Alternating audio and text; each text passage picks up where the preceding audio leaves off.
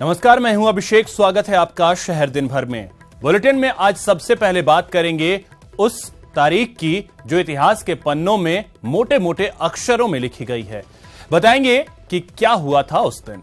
इसके बाद बात होगी मार्च में निकलने जा रहे मेमोरेंडम मार्च की। बताएंगे इसमें क्या कुछ खास है और जो किया जाएगा इस मेमोरेंडम मार्च में। फिर बात प्रदेश में तेजी से खेली जा रही पाठ्यक्रम पॉलिटिक्स की। इस खेल में सूबे की दोनों राजनीतिक पार्टियां खूब अपना वोट बैंक साधने में जुटी हुई हैं। वहीं बात होगी देश के उबाल की। आज देश और प्रदेश का बच्चा बच्चा यही आवाज उठा रहा है कि नापाक से अब कोई नाता नहीं। साथ ही बात पीडब्ल्यूडी के बकायेदारों की करेंगे, जिनके लिए आने वाले दिन खतरे की घंटी है। आखिर क्यों, बताएंगे आपको। वहीं दिखाएंगे आपको निर्दयी और लालची बेटे की खबर।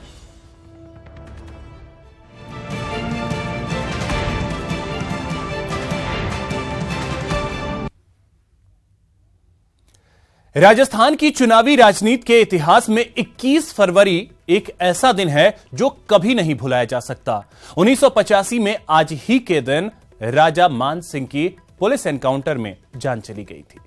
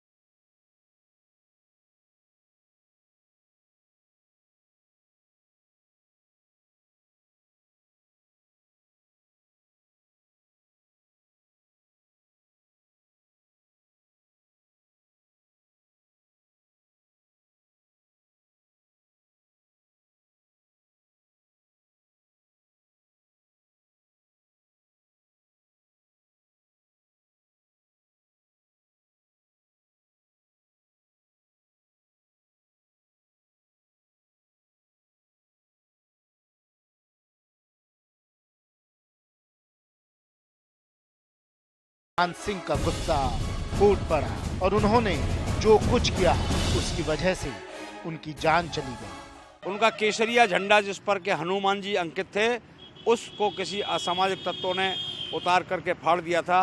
राजा मान सिंह जी बहुत आक्रोशित हुए क्योंकि उन्होंने इस ध्वज के लिए, क्योंकि वो एक मिलिट्री मैन रहे, एक भारतीय सैनिक रहे, झंडे के प्रति उनका इतना समर्पण भाव था कि वो इस झंडे के अपमान को देख नहीं सके और उसका बदला लेने के लिए उन्होंने लक्ष्मण मंदिर पर आयोजित उनके सभा स्थल को तोड़ दिया और अंत में मुख्यमंत्री जिस हेलीकॉप्टर से आए थे उस हेलीकॉप्टर को ध्वस्त कर दिया।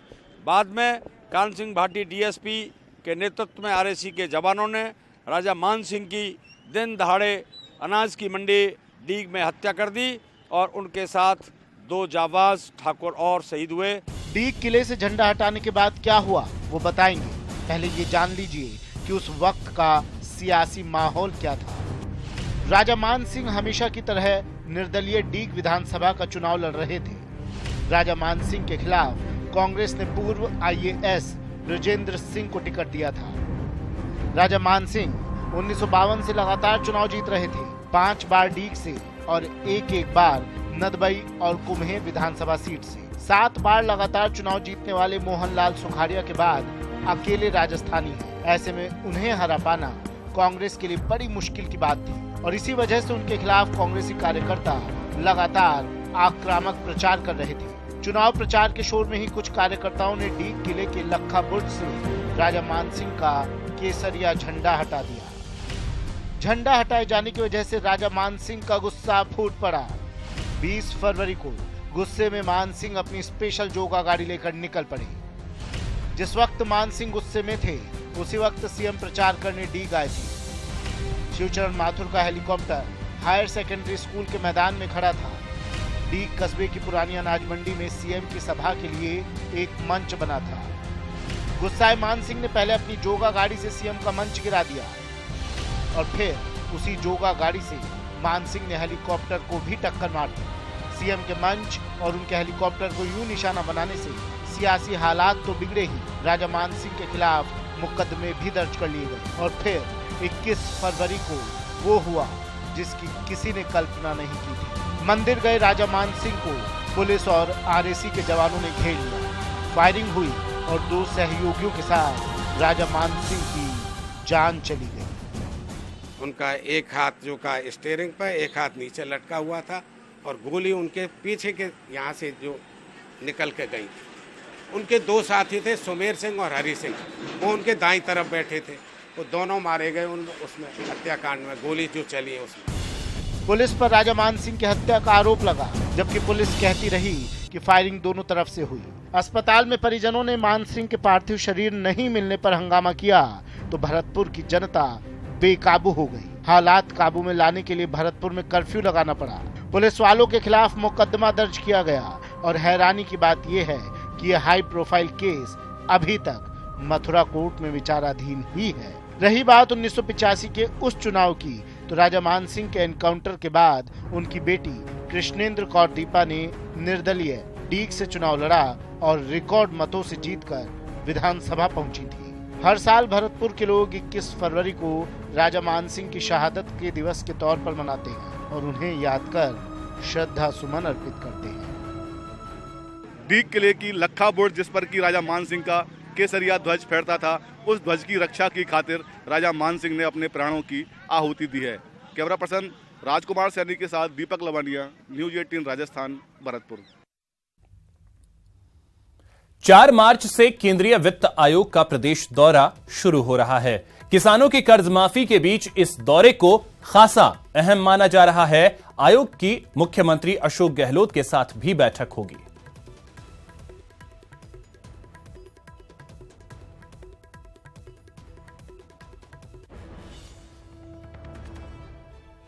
तो ये चीजें हम आपको बताएंगे कि आखिर जो दौरा होने वाला है उसको लेकर के हम आपको आगे बताएंगे, लेकिन उससे पहले हम आपको एक खबर दिखा दें कि स्कूली पाठ्यक्रम से गहलोत सरकार भगवा ब्रांड पाठ्यक्रम को बाहर करने की पूरी तैयारी में है। सरकार इसकी जगह अब नेहरू, इंदिरा और राजीव गांधी को पढ़ाएगी। कांग्रेस सरकार की तैयारी पर बीजेपी उग्र हो रही है। सिलेबस पर सियासी संग्राम, पाठ्यक्रम से हटेगी संघ की विचारधारा। नेहरू, गांधी, राजीव, इंदिरा की जीवनी छपेगी सिलेबस में। सिलेबस पर बीजेपी कांग्रेस आमने सामने। अब इनके तकलीफ हो रही है कि साहब पाठ्यक्रम में ये कर रहे हैं, वो कर रहे हैं। हम पाठ्यक्रम में शिक्षाविदों की समिति बनाई है, कोई राजनीतिकरण नहीं करेंगे। जिस इतिहास को, जो हमारा गौरवमयी इतिहास था, जिसको पढ़ते पढ़ते हम आज तक यहाँ पहुँचे हैं, और जो इतिहास रहा है, उस इतिहास को जो इन्होंने अपनी राजनीतिक विचारधारा को थोपने के लिए राजनीतिक षड्यंत्र के तहत मिटाने का काम किया था, उसको ठीक करने का काम करेंगे। नए शिक्षा मंत्री को तो शायद शिक्षा और संस्कारों से कोई वास्ता नहीं है। केवल पिछली सरकार को केवल आलोचनात्मक ढंग से केवल स्टेटमेंट देना, और होता अच्छा ये कि वो शिक्षा की गुणवत्ता में और संस्कारों में कैसे वृद्धि हो, उसे हमारे द्वारा किए गए अच्छे कार्यों को लागू करना, और कुछ नए काम भी जो उनके ध्यान में आते हैं उसको भी इसमें जोड़ना, तो समझ में आता है कि शिक्षा में कोई परिवर्तन लाने का कोई सरकार का सोच है। सूबे में सिलेबस पर सियासी संग्राम छिड़ा है। तैयारी सिलेबस को भगवा मुक्त कर कांग्रेसमय करने की है। गहलोत सरकार नए पाठ्यक्रम में आजादी के आंदोलन में कांग्रेस की भूमिका, गांधी के आंदोलन, कांग्रेस का इतिहास शामिल करने जा रही है। सिलेबस में इंदिरा गांधी और राजीव गांधी की ओर से देश के लिए किए गए कामों को भी शामिल किया जाएगा। स्वतंत्रता आंदोलन में कांग्रेस का क्या योगदान रहा, इन्होंने हटा दिया। जो बैंकों का राष्ट्रीयकरण इंदिरा गांधी जी ने किया, जवाहरलाल नेहरू जी ने जिस प्रकार देश का जो ढांचा जो आज हम देख रहे हैं, जो विकास का, कल कारखाने कितना जो किया था, उसको इन्होंने मिटाने का काम किया। इंदिरा गांधी जी देश के लिए शहीद हो गई, उनके जो कार्यक्रम थे, जिस प्रकार की योजनाएं थी, उनको इन्होंने, राजीव गांधी जी IT क्रांति लेकर के आए, RT लेकर के आए, 18 साल की उम्र के लोगों को, बच्चों को जो है वो वोट का अधिकार दिया। खाद्य सुरक्षा गारंटी अधिनियम जो UPA सरकार के समय आया।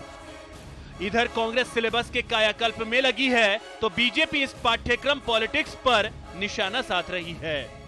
मुझे लगता है कि आगामी दिनों में शिक्षा में जो राजस्थान ने अपने एक हाइट प्राप्त की, स्तर में भी 2600 नंबर से दूसरे नंबर पाए, संस्कार और कार्यक्रमों की दृष्टि से भी राजस्थान अग्रणी रहा, ये उसको पे एक प्रकार का पतीला लगाने का, पलीता लगाने का ही इनकी योजना दिखाई देती है, जिसमें शिक्षा का और गुणवत्ता से कोई संबंध नहीं। साफ है, सिलेबस पर जारी संग्राम के बीच अब बीजेपी के भगवाकरण से स्कूली पाठ्यक्रम का रंग सेक्युलर हो जाएगा। न्यूज़ 18 राजस्थान के लिए जयपुर से बाबूलाल धायल की रिपोर्ट। पुलवामा आतंकी हमले के बाद देश में पाकिस्तान को अलग थलग करने की मांग तो उठ ही रही है, जिसमें अब क्रिकेट जगत की हस्तियां भी शामिल हो गई हैं। बल्ला बंदूक का साथ नहीं, खेल के साथ खत्म हो सभी रिश्ते। नापाक से रिश्ता कैसा, नापाक से हर नाता तोड़ो। पुलवामा आतंकी हमले के बाद देश में पाकिस्तान के खिलाफ जबरदस्त गुस्सा है। नाराजगी इस कदर कि अब पाकिस्तान के साथ कोई भी रिश्ता नागवार है। आम जनता के साथ अब क्रिकेट जगत की नामी हस्तियों ने भी पाकिस्तान का बॉयकॉट करना शुरू कर दिया है, जिसमें पूर्व दिग्गज खिलाड़ी मदन लाल भी शामिल हैं। मैं जो हूँ अपने देश के साथ खड़ा हूँ, जो भी वो करेंगे मैं उनके साथ हूँ। नहीं, मैं आपको एक बात बता देना चाहता हूँ कि जितने भी फैसले होते हैं पाकिस्तान टूर के, या खेलना है या नहीं खेलना, ये गवर्नमेंट लेती है। हमारे प्रधानमंत्री जी जो भी डिसीजन लेंगे मैं उनके साथ खड़ा हूँ। नाराजगी का आलम ऐसा कि मदन लाल ने खेल के साथ साथ पाकिस्तान का हुक्का पानी बंद करने की मांग की है। हमारे इतने जवान शहीद हो गए हैं, तो वो जो हमारी रक्षा करते हैं वो शहीद हुए हैं, हमें बिल्कुल ही नहीं खेलना चाहिए। फिर मैं बिल्कुल की बात पता कह रहा हूँ, उनका हुक्का पानी भी बंद कर देना चाहिए। ये बात मैं कहना चाहूँगा। पूर्व क्रिकेटर मदन लाल आए तो थे उदयपुर में बॉक्सिंग टूर्नामेंट के कार्यक्रम में शिरकत करने, लेकिन सवाल पुलवामा अटैक पर आया तो पूर्व क्रिकेटर मदन लाल ने आतंकी हमले पर कड़ी प्रतिक्रिया दे डाली। साफ साफ शब्दों में कहा कि भारत सरकार को पाकिस्तान से हर नाता तोड़ देना चाहिए।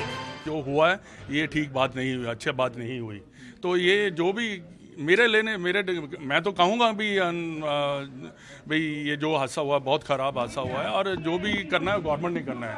हम तो सिर्फ बात कर सकते हैं कि ये हमें बहुत बुरा लगा। ये साफ है 100 दिनों में लंदन में विश्व कप का आगाज होगा, जहां 16 जून को मैनचेस्टर में भारत का मुकाबला पाकिस्तान से है। ऐसे में अब सभी की निगाहें बीसीसीआई के साथ साथ भारत सरकार पर हैं कि वो इस मुकाबले को लेकर क्या फैसला करती है।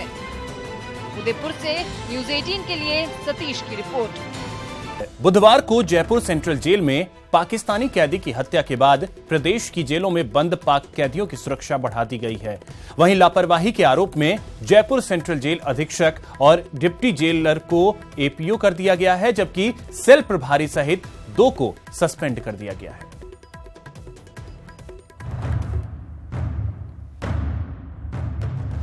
Jaipur central jail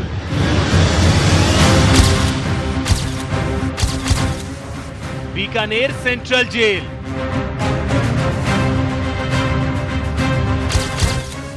Kota central jail,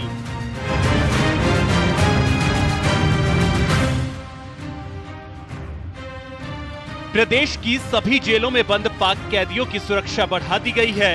दरअसल बुधवार को जयपुर सेंट्रल जेल में बंद पाक कैदी शकरुल्लाह की जेल के ही कुछ कैदियों ने हत्या कर दी, जिसके बाद प्रदेश की ऐसी सभी जेलों की सुरक्षा व्यवस्था को लेकर प्रशासन सजग हो गया है। जिन जेलों में पाकिस्तान के कैदी हैं, बीकानेर सेंट्रल जेल, पाकिस्तान के 4 सजा याफ्ता और 1 विचाराधीन कैदी की सुरक्षा पूरी तरह चाक चौबंद कर दी गई है। जेल अधीक्षक ने बताया कि पाकिस्तान के 5 बंदियों के बैरक में स्थानीय बंदियों के आने जाने पर पूरी तरह रोक लगा दी गई है और बैरक की निगरानी के लिए हथियार बंद सुरक्षा प्रहरी तैनात कर दिए गए हैं। कोटा सेंट्रल जेल, पाकिस्तानी कैदी हनीफ को रेगुलर बैरक से अलग सेल में शिफ्ट कर दिया गया है और सुरक्षा कड़ी कर दी गई है।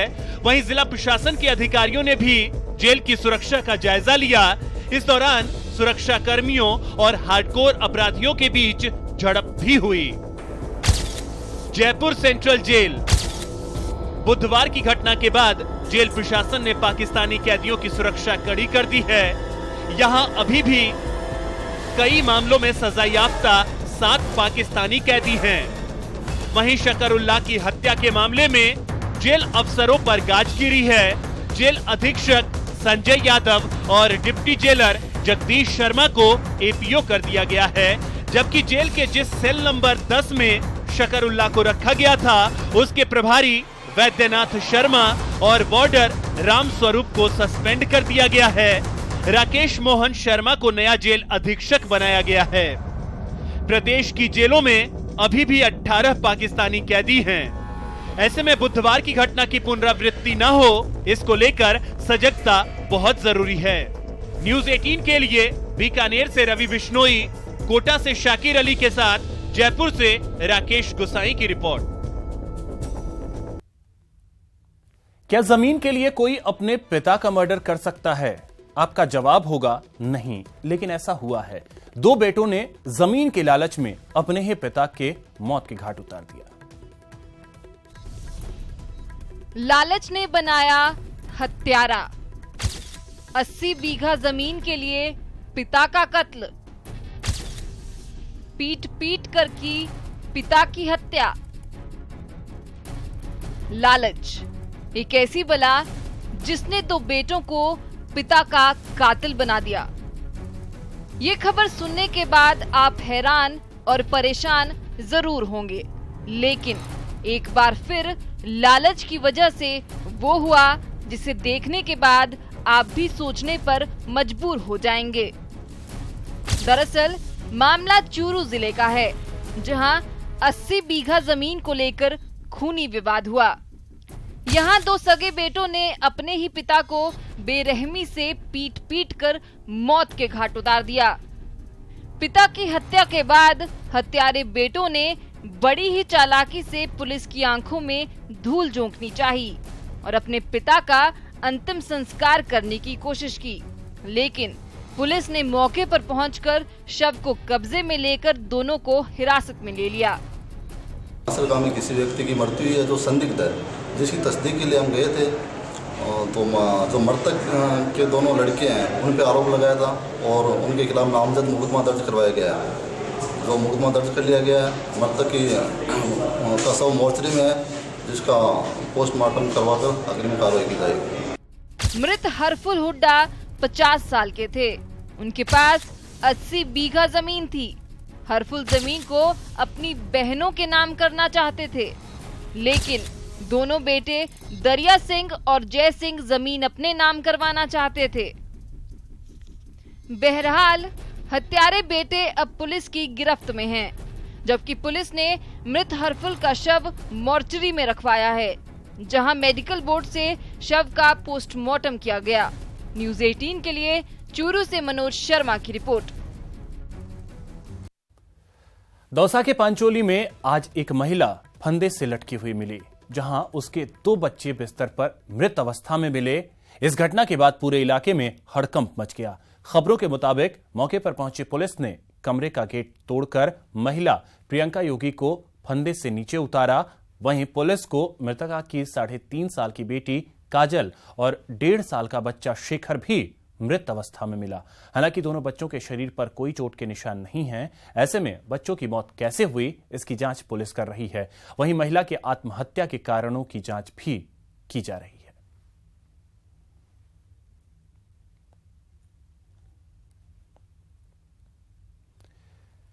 तो इसी के साथ इस बुलेटिन में फिलहाल इतना ही। नमस्कार।